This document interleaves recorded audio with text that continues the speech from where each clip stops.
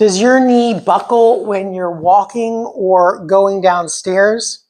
This is a common and potentially serious problem for people over 65 because it could lead to a fall. But interestingly, most of the time it doesn't.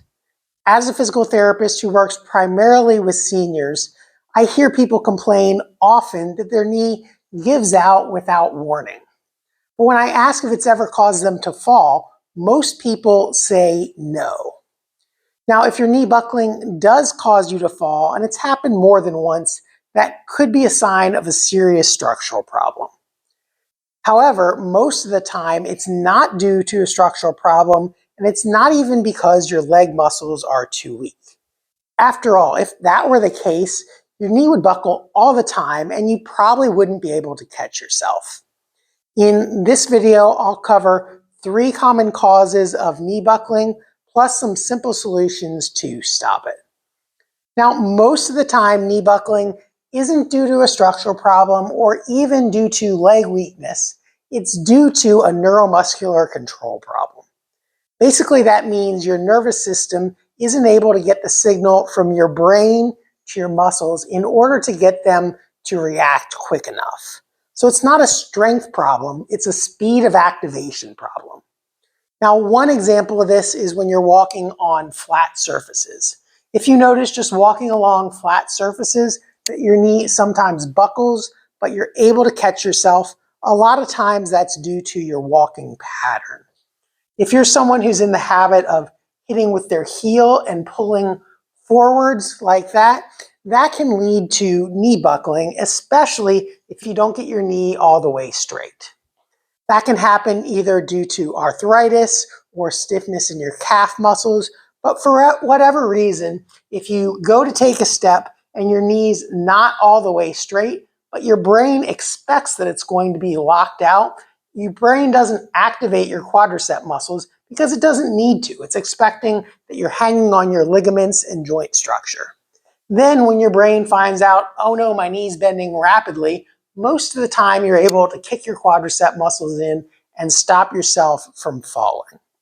But if you're in that habit of hitting on your heel, if you don't get that knee all the way straight, there's a longer lever arm between your center of gravity and your base of support when you have your leg way out in front of you.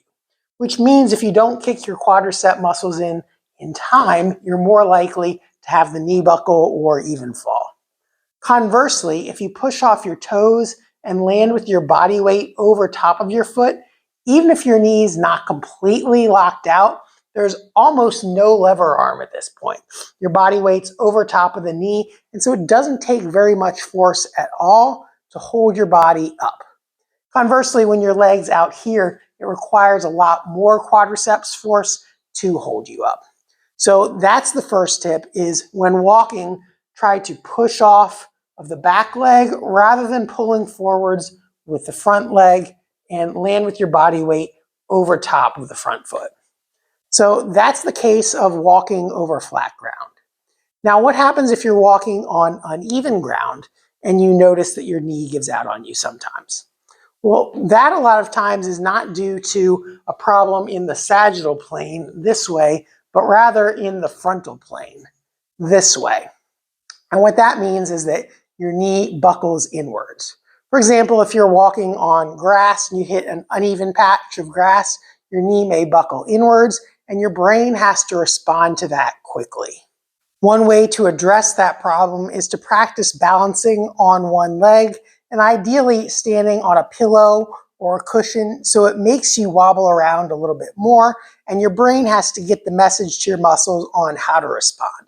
That way, if you happen to hit an uneven patch of grass and your knee goes in that way, your brain knows how to respond in order to catch it in time.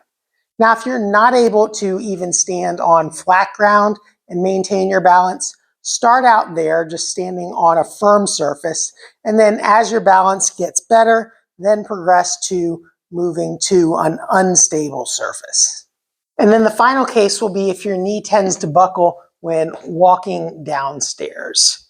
When you walk downstairs, that requires a lot of bending at your ankle as well as your knee.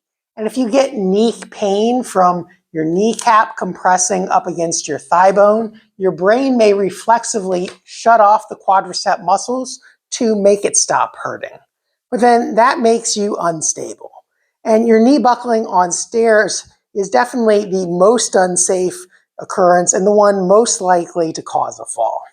So one way you can work on this is working on an ankle joint mobilization, which helps you have more dorsiflexion, the movement of moving knee over toe while going downstairs.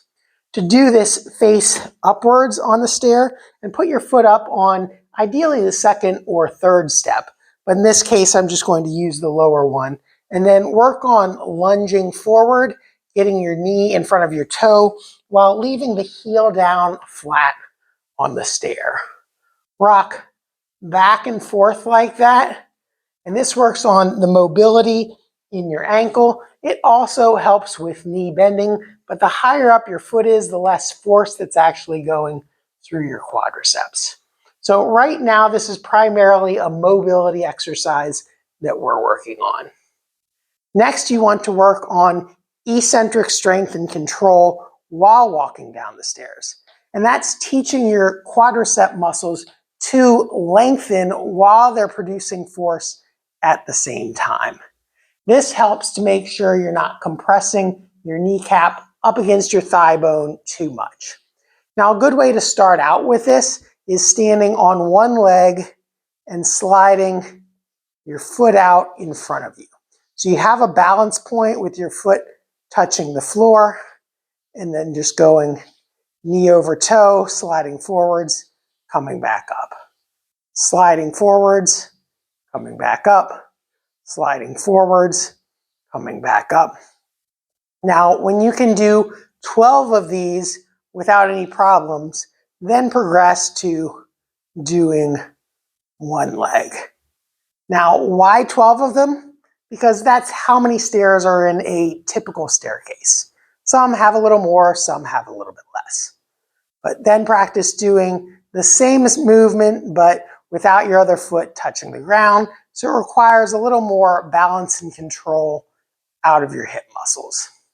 So hopefully you did find these tips helpful to reduce your knee buckling. Try the exercises out and let me know what you think. And if you need more tips to go downstairs safely, check out this stair tips playlist over here. But before you go, if you found this one helpful, make sure to give it a like. And if you haven't already, subscribe to the channel so you get notified of my future tips. Thanks for watching, and I'll see you in the next one.